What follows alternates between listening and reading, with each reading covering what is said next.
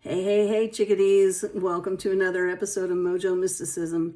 Today, we're going to talk about why in your relationships. So finding your why and understanding how your why and your purpose leads you to specific people in your relationships. So come on in and join us.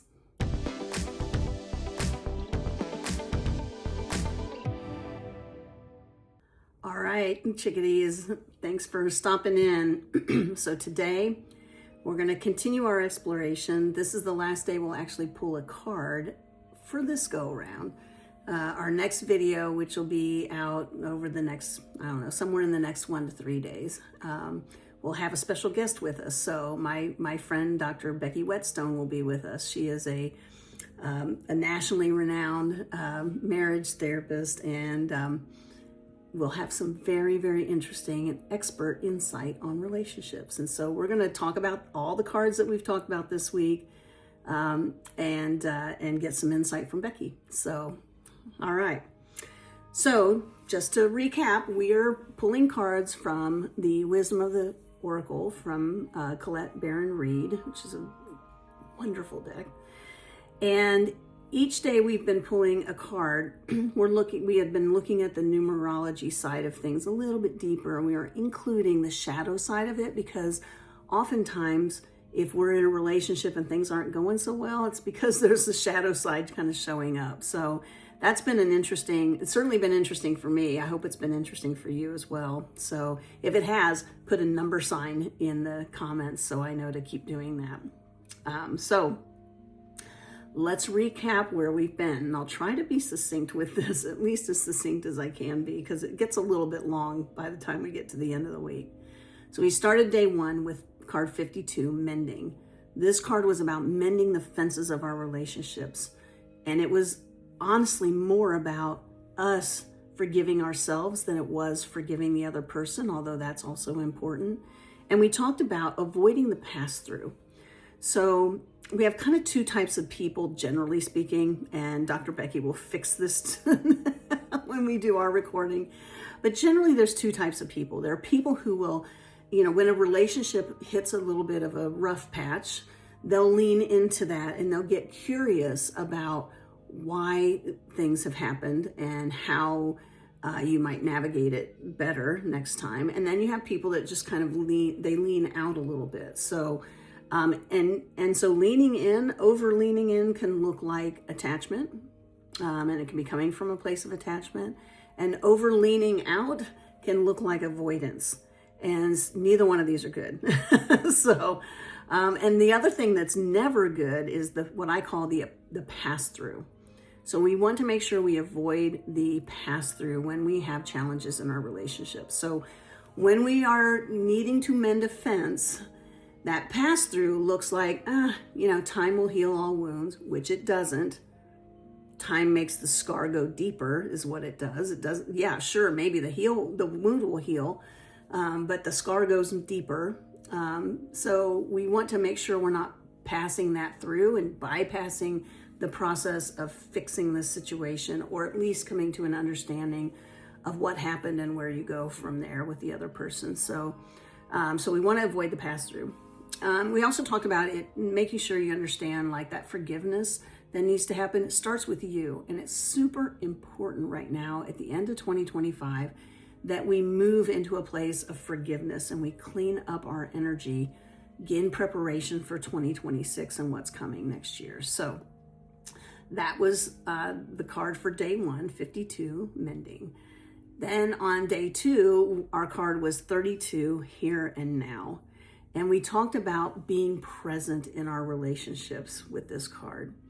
We talked about an exercise of, when we're listening to someone, are we fully present? And really looking at when we're not fully present, what's happening there and how we might bring ourselves to a place of more presence.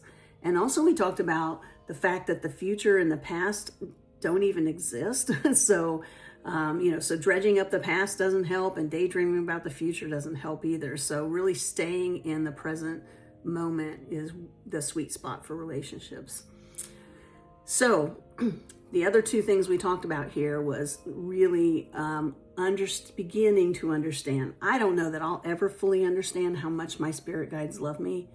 I mean, I am pretty freaking sassy with them, and they are so damn consistent. They're still there. They still love me. I love them too very much, and I'm just kind of, I love them by nature, but I'm also sassy. So you probably figured that out. So, just the fact that they love me enough to consistently show up every single time, and they provide guidance every single time. The only thing that's in question is whether or not I am open enough to allow that guidance, to hear it, see it, use my clairs to understand what it is, and then to follow it. So, but they are consistent. I'm the one that gets inconsistent. And then the other thing we talked about was going back to this idea of good partnerships. And if we want good partnerships in our life, our challenge is to become the partner that we want, right? No matter what the relationship is. So we become the partner that we want to attract them and to be a good partner and to have good partnerships. So that was day 2, card 32, here and now. And then we moved to day 3, which was card 27, exchanging gifts. This is all about the law of giving and receiving and reciprocity in our relationships. This is about value alignment too. So when we are dealing with the law of reciprocity and the law of giving and receiving, we are looking at how aligned we are, you and that other person that you're in a relationship of any kind with. How aligned are you with your values? And that comes down to how much do you know yourself? How authentic are you? And understanding that at its fundamental level, a relationship with anybody else of any sort whatsoever is an exchange of your life force energy. So be discerning. This is what I've had to learn recently, is how to be more discerning about how I use my life force energy inside of relationships. So when love is reciprocated and reciprocated fully, it grows exponentially.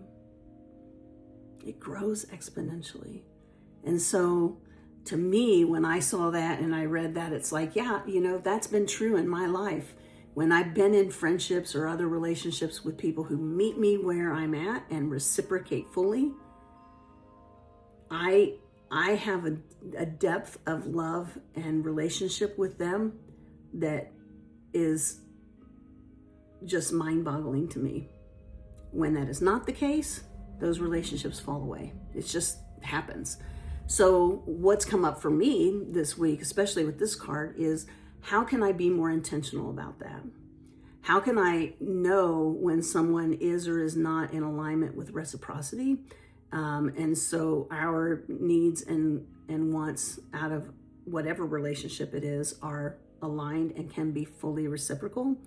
And when and how quickly can I know that they're not?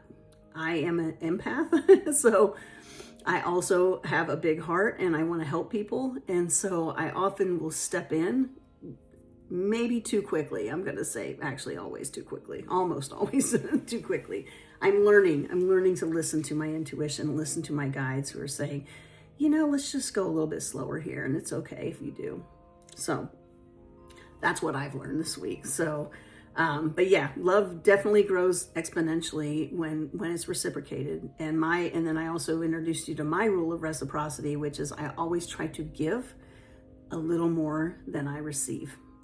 It's not because I'm a martyr. It's because I want to be a good partner. And I want to show that other person that this is what a good partnership looks like when I'm giving it and when I'm receiving it. And so they can either meet me on the reciprocating side or, everybody's always giving what they can. It's not their fault. So if something doesn't work out, it's not a big deal. It just isn't aligned. So, and that can be what happens. All right. So we moved to day 4. Day 4 was go the distance. And on day 4, this is what we talked about yesterday. We talked about the ocean, like the ocean on the top of the ocean can be very tumultuous from time to time. But if we go the distance and we're going deep and we are committed and, dedicated to that relationship, we're not at the surface. We are hanging out at the middle or the bottom of the ocean We know that the shit's going to hit the fan up on the surface from time to time, and we're going to step up and lean in, both of us, to explore what's going on and resolve the issue quickly. I had this happen with a friend about a year ago, and there was a little situation that came up, and what was really interesting about this is that I didn't think it was a big deal. And I think it would be safe to say I was the offended party. If there was an offended party, I just didn't think it was a big deal. It was a little business transaction with this friend. And the friend, as soon as she found out that this little thing had happened, I was pleasantly surprised, I'll just say. Like, I knew my friend was amazing, right? There was no question in my mind. We've been friends for a long time. But the way she stepped up and stepped in and just took care of it was like, this is reciprocity. And it's reciprocity at a level that I don't see often. But I do see it in my close friendships. And in fact, it is a prerequisite now. It's a prerequisite. So, yeah, and be very, very discerning about your close friendships. So that's the other thing here. So, all right, so long-term relationships. What we wanted to do was really understand that when we're in those long-term relationships and we're committed to those, we are not really impacted. Like, stuff is going to happen on the surface. We work it out with them very quickly, just like my little example, and off we go. And literally that little example I gave you, it was less than 24 hours, and it was a non-issue. I didn't think it was a big issue to begin with. She thought it was a huge issue. So, but it was gone. So, and we're closer for it. And that was the other thing we talked about, was really knowing that when these things come up, when those ripples hit the top of the ocean, or the hurricane or the tsunami, whatever the case may be, that it's an opportunity to grow in that relationship if you're willing to do the work and stand, I call it standing toe to toe with a person and just saying, hey, let's work this out. Are you good with that? I'm good. I'll be open. I'll be vulnerable. And if the other person's willing to do that, we can oftentimes get to a point where it's better than it was before. So anyway, so we talked about that. And then today, we're talking about your why.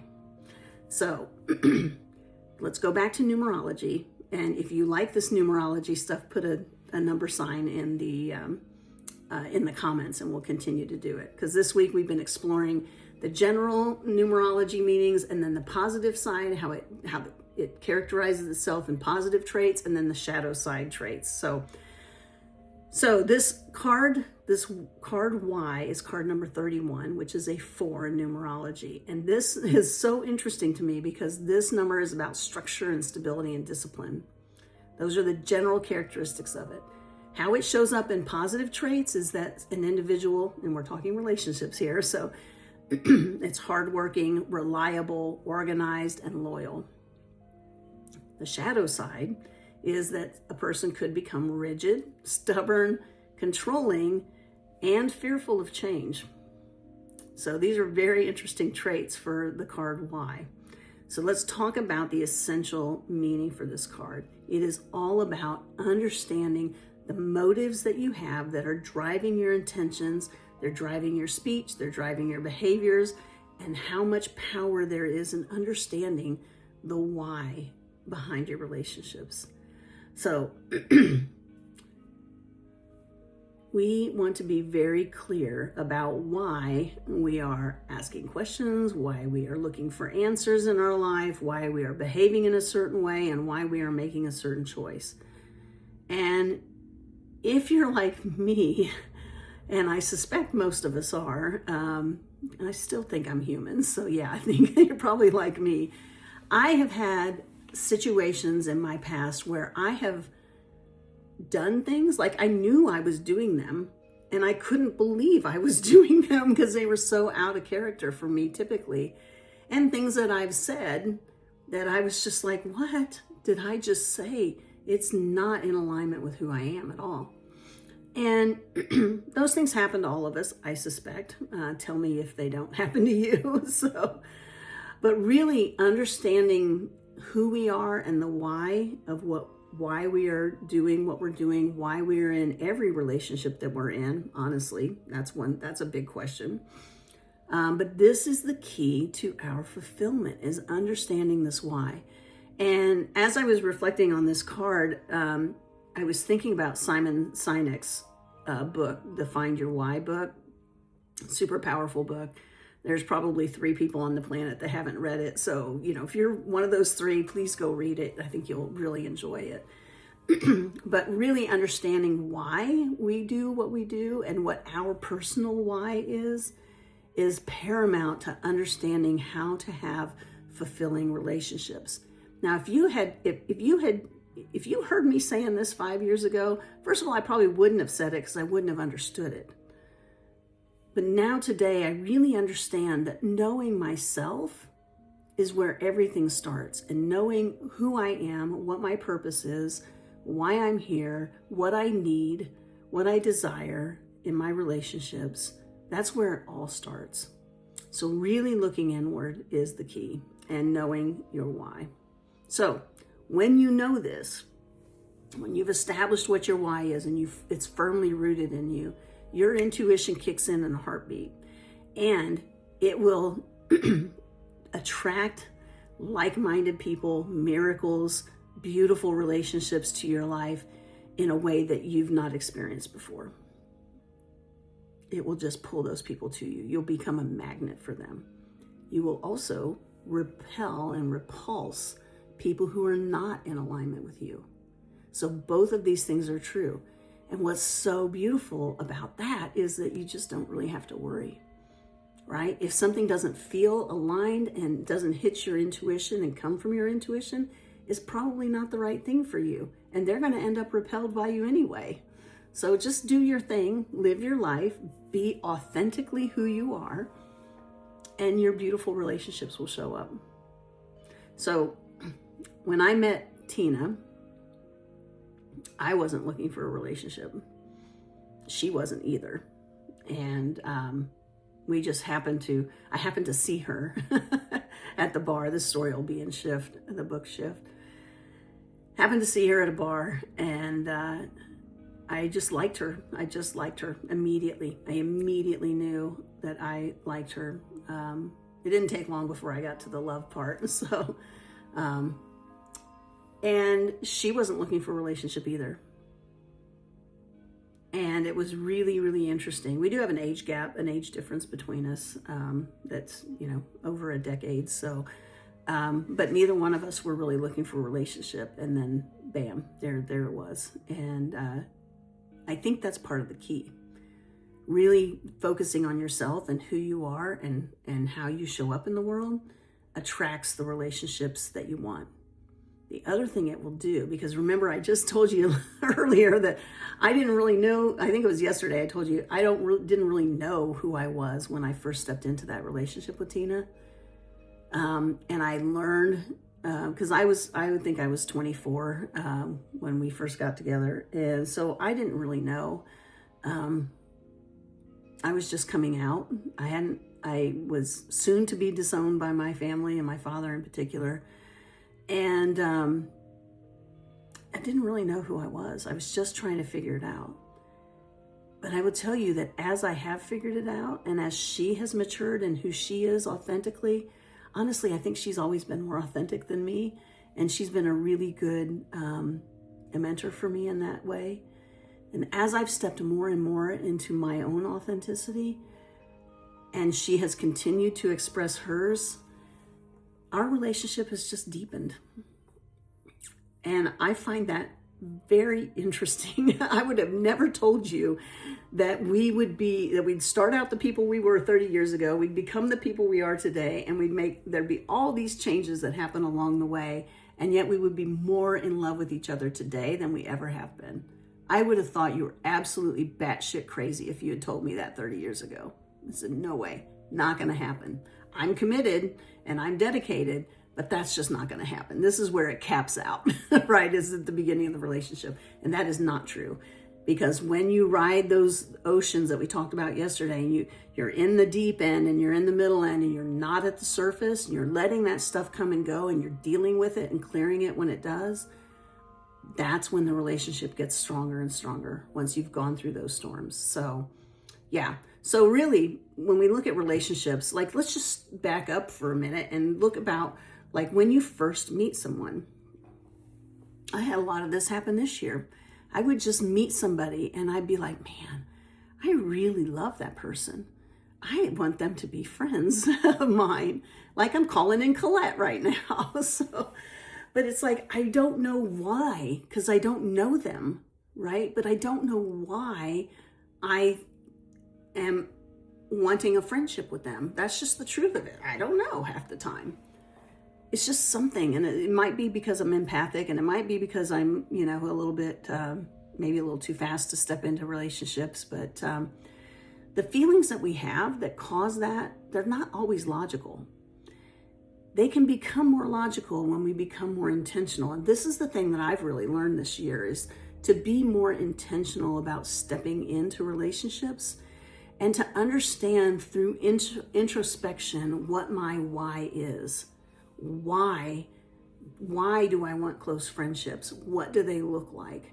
What's my purpose? What do I offer as a close friend? And what do I want in return? And I focus on those in romantic relationships because they are the closest relationships to us. Everything else kind of is a little bit further out. And while components of this are important in those, they're not as critically as important as they are in your inner circle, close friendships, and your romantic relationships. So really looking at why I'm behaving the way I am, why I'm saying what I'm saying, and am I being the good partner, here we go again with that I'm trying to attract in the other person. And then really learning to listen to the nudges of my intuition. I have a tendency to ignore those.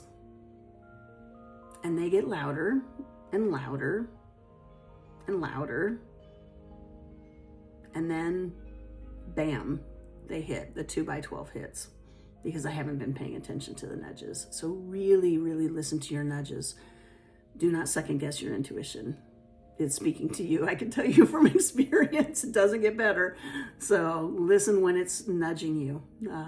It's a lot easier. So, and when we do that, the miracles show up because we have an understanding of our why. So the miracles show up. And that deep understanding of our needs and how we get them met in different types of relationships are the buried treasures, along with the miracles of finding the why and the purpose of us in relationships and how that works. So, if you've got a partner, ask them why. Ask yourself why. Start a conversation about it. And if you don't have a romantic partner, ask your good friends, why are we good friends? What is it about me that, you still want to be friends with? And what is it about you that I still want to be friends with? And then get down to the why, the purpose of that relationship. They're sacred, especially these close relationships. They are sacred. Treat them that way. All right, chickadees, that's it for today. Not tomorrow. We're going to record it tomorrow. However, it's going to come out sometime this weekend or early next week, the interview with Dr. Becky Whetstone. I say interview. We're just going to chat about the cards that we've seen this week. So, all right, chickadees, I love you all. Please hit subscribe and like this video and add any comments. I answer every comment. So, love you all. Have a wonderful, wonderful day, and we'll see you next time on Mojo Mysticism. Mwah.